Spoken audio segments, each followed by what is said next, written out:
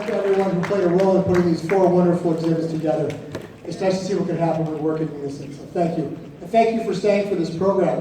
I know some of you are still in the dessert line, but I think you'll be able to listen as you get your dessert, and we'll just carry on, because I know we want to be prompt here. I anticipate, we've done this before, and usually it's a good program, and then it goes on into the evening, and there are questions, so we could be here a while, so we're going to start on time. With that, I'm going to turn it over to Bill Rothermel from the Board of Directors. Many of you know Bill. He's a local mainstay at our concourse events. He's a wealth of automotive knowledge. And when we started putting this program together, this exhibit, it was Bill's idea to do a panel seminar discussion. And he put this together for us, and we're very grateful for his help. And with that, I'm going to introduce Bill and turn it over to him to start the program. This is Pam from NortheastWheelsEvents.com, the 2019 AACA Museum in Hershey, PA. The AACA Museum, Inc. Thank you all for coming out. Jeff mentioned we've done this before. The previous exhibit we had on Mustangs, we had a few more people, but I got to be honest with you, we are thrilled to have all of the Studebaker crowd here tonight with us, and I think you're going to have a lot of fun. I have three authors that we contacted, and all Studebaker guys that we asked to join us here tonight. And I'm not going to make you watch my PowerPoint. So I do have at the beginning of the PowerPoint some information on our speakers. With us tonight is Andy Beckman, the archivist from the Studebaker National Museum. My left, well-known author Pat Sorry about Foster, that, folks. contributor to Hemmings. He's a wealth of knowledge when it comes to orphan automobiles. And my good friend, sometimes, at the end of the stage, the man who put stud in Studebaker, Mark James. Mark is a hawk expert, so we'll specifically work with Mark in terms of questions on hawks, although other Studebakers as well, but particularly he's become an expert on hawks. And what we're going to do at the end here is open this up to everybody for questions, so you'll have time to ask at the end of the presentation. So please hold your questions until that time. But what I'd like to do is begin by asking you guys the same question, all three. So we'll go down the line. How did you all become involved with Studebakers? What was it that kind of clicked with you? How did the light bulb go off when it came to Studebakers? Andy? Well, I was kind of born into the Studebaker family, if you will. I know some of you know my parents, Buzz and Fran Beckman, and Dad had Studebakers when I was growing up. They were the neat old cars. Some friends had 57 Chevys, which I didn't see much appeal in when you could have a Studebaker instead.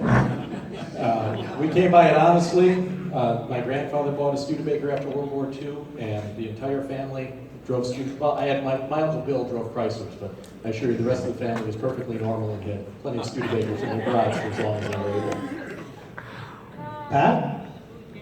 Well, you know, I came from a Buick family. You're born into what you're born into. But Tough room. For me, it was the old Special Interest Autos magazine. When I was a kid, I had a subscription to that, and you know, it seemed like every issue there was a big story about Studebaker, either a production car or concept cars, and when they found that graveyard of lost prototypes and everything. And just every 2 months when the magazine came out. So I went out and I bought a Gran Turismo Hawk, and I was hooked for life. Mark? Well, I'm a latecomer. It was just about 7 years ago that I was getting ready to retire, and I was terrified I wouldn't have enough to do. So I thought I'd buy an old car. And I was going through a catalog of post-war cars, and I saw a picture of a 58 Golden Hawk, and thought it was just the coolest thing I ever saw. So I went out and found one, and it just keeps growing and growing. I don't know what they do out there at night, but they... What was it about a Hawk, that of all the cars, that clicked with you? I'd never seen one before, and it was the elegance of the fins, and it was the engine. It the combination I thought was fascinating because I always thought of the Muppets Go to Manhattan car. I didn't know they made a car like that. Next question for you guys. Okay, so you fall in love with Studebakers, and your interest lies, in Pat's case, predominantly with orphan cars or unusual makes, lesser makes, I guess you could say, than the big three. But you fall in love with the cars and you say, I think I'm going to write a book. So what made each of you decide, okay, I'm going to do a book, and how did that kind of genesis come about? Andy? Well, the Studebaker National Museum book came on the heels of us opening the new museum building back in 2005. I'm sure, like many of you know, restoration projects at Snowball. That book actually started out as being just a little, maybe almost like a pamphlet type thing that we could sell for a few bucks in the gift shop so people would have a keepsake of the collection. And then it grew, and then it grew, and then it grew, and 9 months later we had a many-page book in full color, and that's pretty much how I got into the Avani book. A gentleman called and asked, "Oh, are you going to do a book for the 50th anniversary of the Avani?" And at that point, we hadn't really thought about it. This was late October 2011, and he graciously offered to underwrite the book, Mr. Fred Scharf from the East Coast. And he says, well, if you can get me 60-some pages by the end of February, I'll help out on the publishing interest. And can't say no to that, although I did look at the calendar and realize, wait a minute, November, December, January, February. I didn't spend a lot of time at home over Christmas break, let's just say that. Pat, you've done, I believe I saw in my notes, 28 books, is that correct? Yes, 28 books, And you're still sane? I'm writing 2 books now, and I just signed a contract to do another one. So yes, I'm trying to write 3 books in 1 year, which, come see me in December and I'll probably be in a loony bin. But I just really enjoy it. The reason why I did the Studebaker book, though, is it's been, when I was considering it, it just seemed like it had been a long time since anybody had done a Studebaker book, and nobody had done one in color before. And so I contacted my publisher that I had done some books for and said, we ought to do a Studebaker book. And he said, why? And I said, well, because the Studebaker Drivers Club is the largest independent brand organization. It's one of the largest car clubs in the world. And there's a lot of interest in it, and it's a very good story. And I'm the guy who should write it. Now, when I get the idea to do a book, I knew a lot about Studebaker, but I didn't know enough to do a book. So there's a lot of research that goes into it. But I really enjoyed it. And so when I go into it, I don't start a book thinking, well, I know everything and I'm not going to ask anybody any questions. I do a lot of research. I ask questions. I read what everybody else has done and take it from there. It's a really fun way to make a living. Now, Mark, you had written law books or legal books. So what's the difference, obviously, writing? I'm being ever so fond of attorneys that I am. It's an inside joke. Goes constantly with him and I. Law books, now you're writing more of a factual entertainment, so to speak, book, as opposed to a book that's, factual in terms of detail of the legal process. I don't know, kind of draw the parallel there. Well, the researcher writing needed to write the legal books, which are absolutely fascinating, by the way. It's the tax economics of the estate plan, PA inheritance tax. Anyway, so clean break from all of that. And the first car I had was the 58 Golden Hawk, and we restored 3 cars. I call it the Star Wars Trilogy because I started in 58, then a 56, then a 55. And I learned along the way how it was no fins, baby fins, big fins, and I became fascinated with the way that this company used so many major body components in these different cars, and then I started to catalog it, and then next thing I know, I'm writing a book. Let's talk about your favorite, not necessarily favorite Studebakers, but what Studebakers do you guys feel, other than the 53 Lowy Coupe, which is, I think we can all argue and say that's probably the most important Studebaker stylistically to come down the pike. But what do you think are the most important or significant cars that Studebaker introduced over its 140 plus years? Andy? I made a list, so I'd like to think we Thank came you, I prepared appreciate tonight. that. As far as Studebaker's most important cars, this is not really in any particular order here, but I had down the 1934 to 35 Land Cruiser. You saw at that point in the auto industry, the field of industrial design was just getting underway. It really foreshadowed where Studebaker's real trademark was going into the 40s and 50s under Loewy. And that car, I think, really foreshadowed what was to come. And it reflects their partnership with Pierce Arrow at the time. Studebaker had designed that kind of with inspiration from the Pierce Silver Arrow field car. Phil Wright did that for Pierce Arrow. Mm-hmm. Was he given credit for doing the Studebakers at that time, or did they just kind of crib all the ideas from that car and tame it down a bit and put it on the Land Cruiser? Because when you see the pictures of the cars side by side, clearly somebody was looking in the parts book. There's no doubt about it. Yeah, I would love to find some actual documentation of who gets credit for that design, but unfortunately I think that's lost in the mist of time.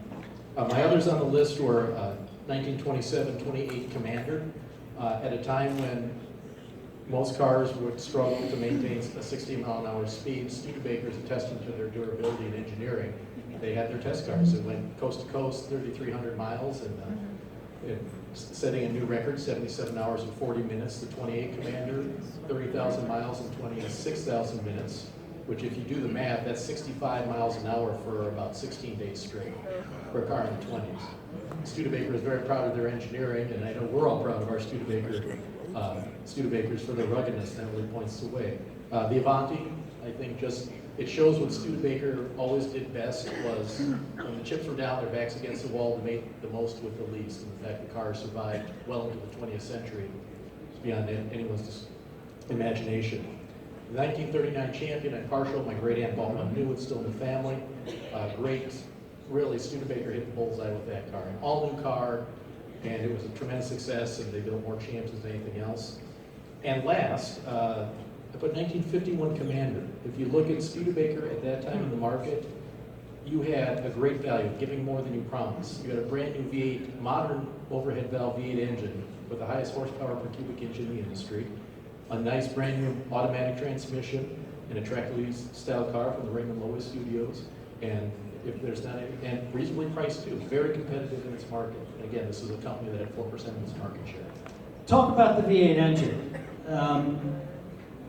Pat, you said you had a 64 Hawk. Mark, obviously you have Hawks. That's a pretty good performing automobile, and Studebaker was really not given the credit, fair to say, for their V8, which preceded Chevrolet by 4 years. Anybody have any comments relative to that? I mean, you've driven them, you know what kind of performers they are. Oh, yeah, performance is outstanding, and then, you add a supercharger to it, and, it goes like a scalded cat. I was just thinking of what Andy was talking about on significant Studebakers, and I've got to agree with him on the 39 champion, and my reasoning for that is that, Studebaker was really in a funk back then. They had financial problems, they almost went belly up in the mid-30s, and just coming out of it, and you go into 1938, and there's a massive recession.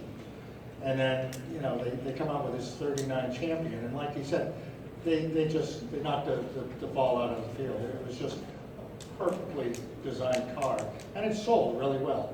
And I think it's one of the cars that helped make them a really volume manufacturer, versus a medium price make. It really brought them into the volume business. Nobody mentioned the Lark. Not yet. Okay. Because again, Studebaker went to the brink how many times, and the Lark really provided the company with the profit, carrying forward the losses of the prior years that enabled them to diversify, which was pretty amazing too, to think about that. One of my other favorites is the Gran Turismo Hawk, not because I own one, but because it was the most Jaguar or BMW-like car that's ever come out of an American manufacturer. It's a 4-passenger Grand Touring automobile, like a Jag and like a Bristol, and like so many of the really high-end European cars. And it's an American car, and let's face it, it's a very attractive car. You know, it's got those continental looks that are just timeless. They still look good today. Agreed. Mark, you're a Hawk guy, so talk about your particular affinity to Hawks and why you feel they're significant or important. Well, actually, I was going to give a pitch for the Weasel, but we'll get back to the Weasel. I think the 56 Golden Hawk is a remarkable automobile, the only integration of Packard and Studebaker in a vehicle. They took that giant 352 that Packard made and for a large Packard sedan, drop it in the mid-sized Golden Hawk, presto, muscle car. And boy, does that car take off. So I think that's a pretty unique vehicle. Do you guys feel, let's talk a little bit about the importance of the stylists in Studebaker history, since we were talking about the influence of Phil Wright in the 30s. Do you think we overhype Loewy as and relative to his contributions to Studebaker, especially when you had Brooke Stevens, Duncan McRae, Exner at one time, other people that were very important stylists? We almost put Loewy up on a pedestal and kind of forget everybody else, or maybe that's just my thoughts. Andy? No, Oh, okay. we do not overhype him. Like most, I've always put Loewy in terms of the conductor of the symphony. He picks the music, he selects the players to play it, and Loewy's strength, which really influenced Studebaker beyond all comprehension, was his ability to sell a very conservative board of directors on producing the most radical cars in the industry. I think Bob Burke touched on it in his book. He's like, salesmanship is an underlooked aspect of the field of industrial design. You can have a great design, but you have to be able to sell that design. And that's what Loewy excelled at. And his eye for talent, as you mentioned, his design staff, I mean, that's the 27 Yankees of industrial design. That's, just absolutely, the 72 win Chicago Bulls of industrial design. You're not going to see that talent together like that, but once every several generations. Pat, any comments? Yeah, I have to agree. Raymond Loewy, tremendous influence on Studebaker, and I think he really set the pattern for their styling reputation. Because he was such a big name in industrial design, going to work for Studebaker and coming out with some really, really attractive designs throughout the decades. One thing I like to point out when I'm talking with Avanti people is, the makeup. The conductor and making up the team. It was a very small team that designed the Avanti. Very small team. And they came up with one of the most beautiful cars ever made. Now you take a look at a Jensen Interceptor, and it's got all the same elements. They even look a little bit, they look very much alike. And yet the Interceptor just misses the mark. It's an attractive car, but it's not drop dead gorgeous. It's kind of dowdy in some respects. Well, dowdy. Now, I'll tell you a personal thing. When I was in high school, senior in high school, and I'm skipping class one morning to go downtown for breakfast with a couple of my buddies, and we're waiting to cross the street, and this gold Avanti pulls up to the light, and it's waiting for the light to turn. And I had never seen one before, and my mouth hit the ground, and I said, "What is that?" And a friend of mine said, "Oh, that's a Studebaker." That's a Studebaker? Well, I mean, I knew what a Studebaker was because I had a friend who had a Daytona with no floor in it. So I knew what a Studebaker was. I said, "That's a Studebaker?" I think I own that same car one. We all did. So that's the difference in what a conductor can do. He can make a dowdy car. He can make a car that's very pleasant, or he can make a car that takes a 17-year-old kid and makes him, his mouth drop to the ground. That's the difference. Mark, I think it's fair to say the same thing happened though in 62 when Brooke Stevens redesigned the GT Hawk. And your comments on that perhaps? Well, I think what Brooke Stevens did is absolutely incredible when you see that drawing where they gave him a budget and the changes he was allowed to make to turn a Hawk into a GT Hawk. It's extraordinary. But I did want to mention one thing about Lowy. That guy was so larger than life. This guy, he had a house in Paris, he had a villa on the Mediterranean, he's got an apartment in New York, he's got the house in Palm Springs where they designed the Avanti. He literally travels the world, and I thought he did a pretty good job of delegating to South Bend, the guys that were running the South Bend shop. So I don't think that he gets overhyped, because I think he was the real deal. Very good. Who do you think, we talked about obviously Lowy and the importance of him as a stylist, perhaps what the most important cars are in the Studebaker lineup over the history of the company. Who do you think the most influential person or persons was in the history of the Studebaker Motor Company? Albert Russell Erskine. And here's why. He took a family-owned business that made wagons and buggies and turned it into a modern automobile producing company. If you can imagine this, Studebaker, when he came on board in 1911, was just dipping their toe into the automobile market. No cars were being produced in South Bend at that time. They had essentially purchased other companies in Detroit to produce their automobile line. But it was still a family-owned company producing things to be pulled behind a horse. Erskine overhauled the company and really put them in a position to proceed into the 20s, 30s, and up until the end. Now, influential on the other side, Erskine, for all his good work at turning Studebaker into a modern automobile manufacturer, nearly killed Studebaker with his financial policies in the early 1930s. So you could say the influence went both ways, both on the positive and on the negative. Pat, your thoughts? I'm really reluctant to say this, but I've always You're thought... my friend. Well, right now I am. 2 minutes from now I may not be. I really have to say the management and styling, whoever, the people in management and styling who approved the 53, 54 senior cars, the sedans and the wagons. Because I think they inflicted a hurt on the company that they never recovered from. And the shame of it all was that the 2 years that you didn't want to make a mistake in the car business were 1953 and 1954, because that's when the Chevy Ford sales war was going on, and they were cremating all the other car companies while they were battling it out.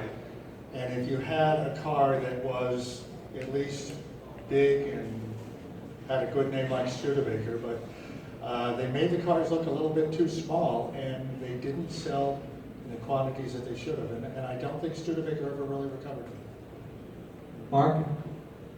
I like Harold Churchill, president from 56 to 61. In 56, there was a basket case, and he held it together, and then he was the champion of the Lark. So 59, you have the Lark, and I kind of like him. He's a company guy, came up through the ranks as an engineer, and I think he really held the company together. What about Egbert? There was a guy that was handed a basket of disaster in some respects, and he tried to make it go. And in many respects, he had a lot of great ideas, but it was a case of too little, too late. Egbert, I think, really he exerted tremendous influence, and he did. He had some great ideas. I think he was, the sort of executive that they needed, and it's a shame that he did get ill and wasn't able to see everything through to fruition. And also it's a shame that they had the strikes during that period, because you can bring out a nice looking car, a good redesign, but if people go to the showroom and they can't get them, or they read in the paper that, well, Studebaker is out on strike again, let's not even bother going to the dealer because he probably doesn't have the cars. That really hurt the company a lot. The labor unrest was very But the difficult. company prided itself in the fact, up until that point, they never had a strike. Yeah. And they ended up paying everybody too much, Yes. which was in the end, perhaps Somebody should write a book about all that. Yeah, exactly. Mark, any comments from you? I think the Sherwood Egbert play was somewhat desperation. I think they were fascinated with him, with his experience in the West Coast. I think he knew Andy Vanatelli, and he was a car guy, big, tall, strapping guy, military guy, and I don't think he really had a feel for what he was doing with regards to trying to get the GT Hawk out there as fast as he can, get the Avani out there as fast as he can, and was totally exasperated by the strike. I think, kind of touching on what Albert Erskine earlier, Egbert was the first outsider to be in charge of the company since Albert Russell Erskine. And I've often wondered, I know Egbert couldn't have taken over Studebaker 10 years earlier, but if they had someone with that vision, that perspective, that foresight, and energy, back when Pat was talking about in the early 50s, we might be talking about a very different tale. Somebody touched on earlier, necessity being the mother of invention, as they say. And the Studebaker did a lot with a little. So what do you guys think were the most innovative things that Studebaker was responsible for during its history? Not just styling, but perhaps like the hill holder clutch and things that Subaru takes credit for today. But things like that, that you might think were the most innovative things. Mark will start at the opposite end this time. The weasel. By the way, that is Mark's weasel that's upstairs. That's why this keeps coming up. So. The Department of Defense comes to Studebaker and says the Jeeps are getting stuck in the mud in Northern Europe, and we need a vehicle for the war effort that's going to be able to get through the mud, and it also is amphibious. And believe it or not, Virgil Exner himself designed the weasel, and they cranked that thing out in like 2 months, and it's, all right, I'm done, but it's a cute little thing. Point made. Actually, the weasel, Mark makes a great point, because they did turn it out so quickly, from nothing to a vehicle in such a short time, and it really did the job tremendously well.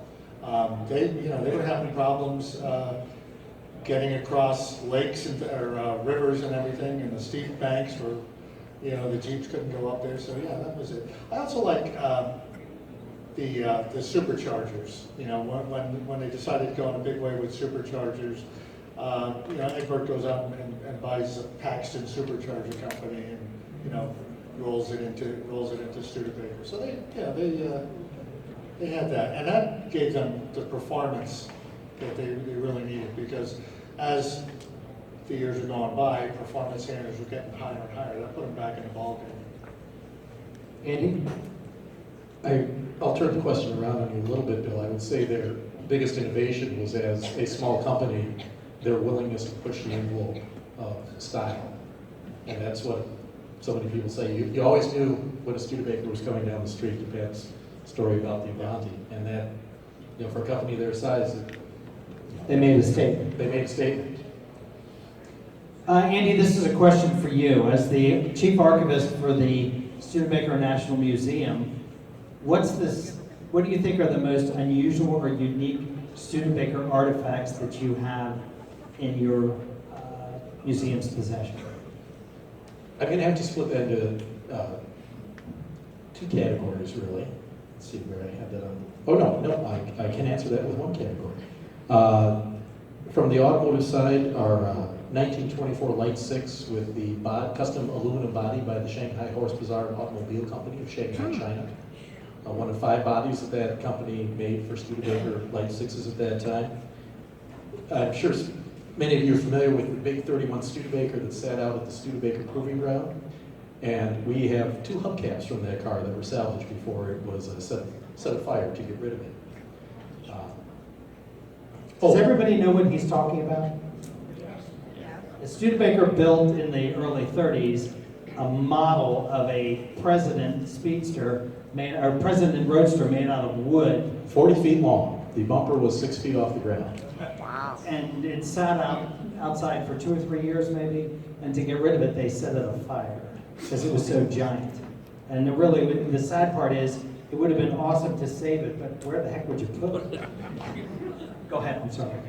What was the other? Oh, we also, this is one of my favorites, we have one of the experimental flat 4 engines that Studebaker built that was going to power their 1962 subcompact model. And the story goes that the gentleman was told to take it over to the foundry to scrap it out. So he did that, but not before he stopped home for lunch, air quotes intended. And one of the engines apparently fell off the back of his truck into his garage. I've heard that happen more than once, so works out good for us in the end. Jim Bortz has made a living out of doing that, so finding things that don't make it where they're supposed to. A follow-up question to that, what are the most unusual requests that you have ever had from somebody coming to the museum and to you as an archivist saying, can you help me out with this, or I'd like to know about this? What kind of odd, weird, strange, crazy things have you, other than Mark calling and requesting information, I'm sure, so. Well, I'd like to answer that question, but Gary Ash is sitting right there, so. No, I'm just kidding, Gary. That's a hard question to answer because the requests come from all over the map, and I have been surprised many times at what people will ask, but usually I'm also surprised at how we're able to answer the question many times. And forgive me for blowing our own horns here, but one of my favorite research requests was these guys came in to do some research. These 2 guys walk in the door of the archive and they say, "Hi, our father worked at Studebaker, and when we were born," and he says, "We're twins." And frankly, the cat was out of the bag on that one as soon as they walked in the door. And they said, "I heard that our birth announcement and a picture was in the Studebaker Spotlight, the employee magazine." Okay, so these 2 guys sat down and brought out the magazines, and they page. Sure enough, there was their picture in like the September 1943 issue of the Spotlight. The look on their face, they were so happy. They gave me a tip of a $2 bill. So that's about the first and last tip I've got at the museum. But you just never know where they're going to come from, Bill. It's anything from how many of this model were built with this type of equipment. Like I said, Gary's working on his IndyCar replica, and he'll contact. He's like, "I just discovered that they use this, rear axle from a 29 Commander for the car. Can you find me the bearing number so I can cross-reference that to the bearing?" And then I'll talk to Gary a couple months later. He said, "You never believe I found these bearings, or I machined this down from something like that." It's just you never know where it's coming from.